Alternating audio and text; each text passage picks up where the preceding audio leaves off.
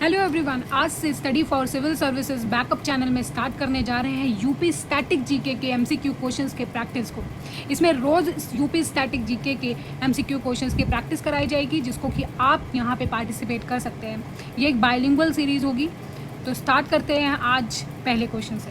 पहला क्वेश्चन यहाँ पर कहता है यूपी के स्टेट एनिमल, बर्ड, ट्री और फ्लावर को मैच करना है। ठीक है, तो आपको सबसे पहले मैं बता दूँ,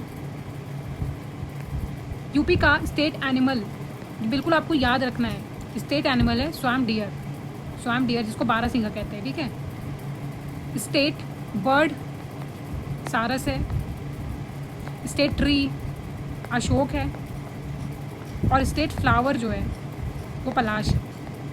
ठीक है, याद हो गया।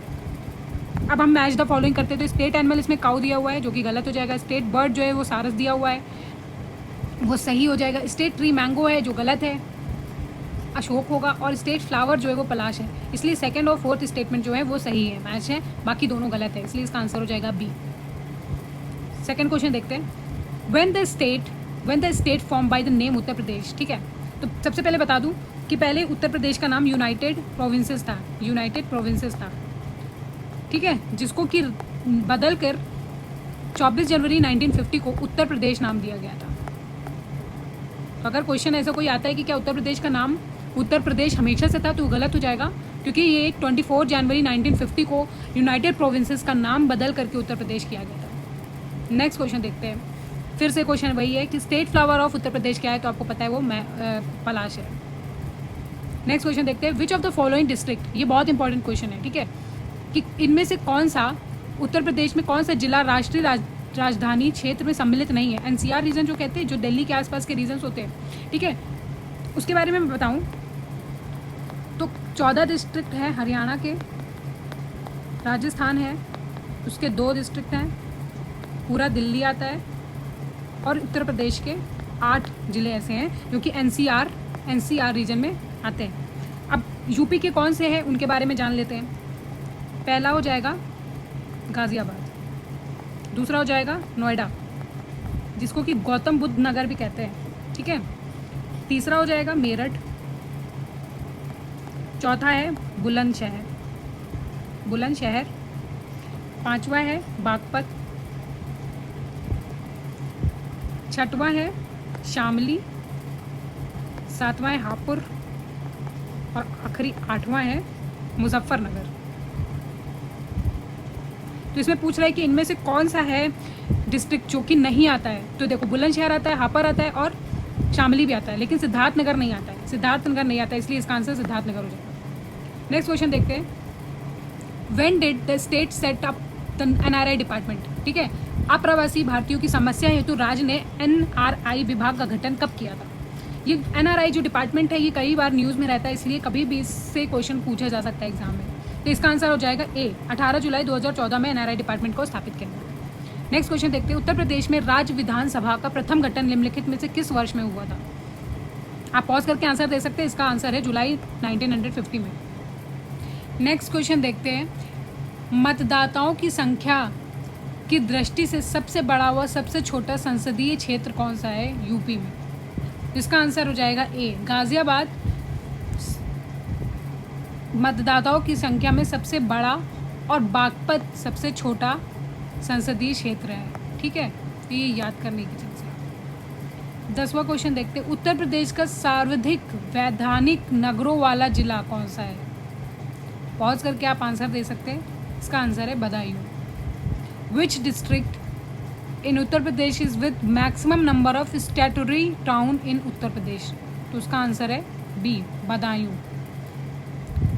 नेक्स्ट क्वेश्चन देखते हैं। उत्तर प्रदेश का न्यूनतम वैधानिक नगरों वाला जिला कौन सा। पहले कौन सा पूछा गया था, मैक्सिमम वाला, अब मिनिमम वाला पूछा गया। तो इसका आंसर हो जाएगा डी, श्रावस्ती। नेक्स्ट क्वेश्चन देखते हैं। निम्नलिखित कथनों का विचार करें। पहला कहता है कि प्रदेश के सटे राज्यों की संख्या 9 है। तो पहले इसको जान लेते हैं। ठीक है, ये मान लीजिए उत्तर प्रदेश है, ये उत्तर प्रदेश है, तो इधर से ये राजस्थान आ जाता है वेस्ट में। ठीक है, यहाँ हरियाणा आ जाता है, फिर यहाँ हिमाचल प्रदेश है, दिल्ली भी लगता है। ठीक है, उत्तराखंड भी है, फिर एक इंटरनेशनल बॉर्डर नेपाल की है, पर यहाँ पे राज्यों के बारे में पूछ रहा है। बिहार आ जाता है, बिहार, ये एमपी से भी जुड़ा हुआ है, ठीक है, और इधर झारखंड हो गया और छत्तीसगढ़। 1 2 3 4 5 6 7 8 9, 9 यहाँ पे पूछ रहा है 9 है तो बिल्कुल सही हो जाएगा ये स्टेटमेंट कि 9 स्टेट हैं जो कि इसको एडजॉइनिंग स्टेट हैं यूपी के। फिर पूछ रहा है कि 75 डिस्ट्रिक्ट हैं, हाँ 75 जिले हैं और 18 डिवीज़न है, तो दोनों ही स्टेटमेंट सही हो जाता है, बिल्कुल बेसिक सी बात है यूपी के बारे में। तो 13वां क्वेश्चन कह रहा है उत्तर प्रदेश का सबसे बड़ा मंडल कौन सा है? तो उत्तर प्रदेश का सबसे बड़ा मंडल लखनऊ और कानपुर दोनों आ जाता है, ठीक है। 14 क्वेश्चन कह रहा है who is the first chief minister of Uttar Pradesh? पहला चीफ मिनिस्टर कौन थे उत्तर प्रदेश के? तो आंसर है गोविंद बल्लभ पंत। 15वां क्वेश्चन है स्वतंत्रता के पश्चात उत्तर प्रदेश के प्रथम विधान परिषद सभापति कौन थे? First chairman of the legislative council, Vidhan Parishad की बात कर रहा है, तो उसका आंसर चंद्रभाल हो जाएगा, ठीक है। नेक्स्ट क्वेश्चन देखते हैं, निम्नलिखित कथनों पर विचार करें। उत्तर प्रदेश का कुल क्षेत्रफल भारत के क्षेत्रफल के लगभग 7% है। दूसरा स्टेटमेंट कह रहा है उत्तर प्रदेश के कुल क्षेत्रफल का नगरीय क्षेत्र लगभग 3% है। ये दोनों ही स्टेटमेंट सही हैं। नेक्स्ट क्वेश्चन देखते हैं, निम्नलिखित में से कौन सा जिला सर्वाधिक क्षेत्रफल वाला जिला है? सबसे ज़्यादा एरिया कहाँ पर है, लार्जेस्ट एरिया का कौन सा जिला है उत्तर प्रदेश में? तो वो लखीमपुर खीरी हो जाता है। नेपाल के साथ में, यहाँ पे नेपाल के साथ में लखीमपुर खीरी का बॉर्डर भी शेयर होता है। 18वां क्वेश्चन कह रहा है विच of the following district is district with minimum area, ठीक है, सबसे छोटा कौन सा जिला है?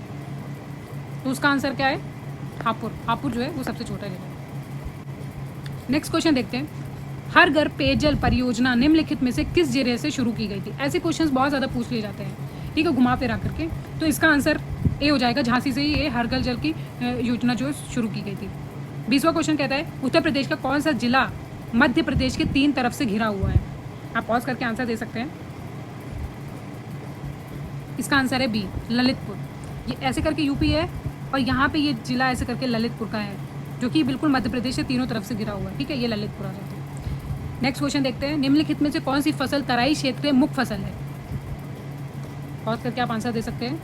वो तराई रीजन के बारे में पूछ रहा है। तराई ऐसे करके जो उत्तर प्रदेश का ऊपर वाला एरिया है ना, उसको तराई रीजन कहते हैं, ठीक है। तो वो कौन है? पैडी है, धान है, ठीक है। अगला क्वेश्चन देखते हैं, निम्नलिखित में से कौन से जिले हैं जो बुंदेलखंड और बाघेलखंड दोनों में सम्मिलित हैं?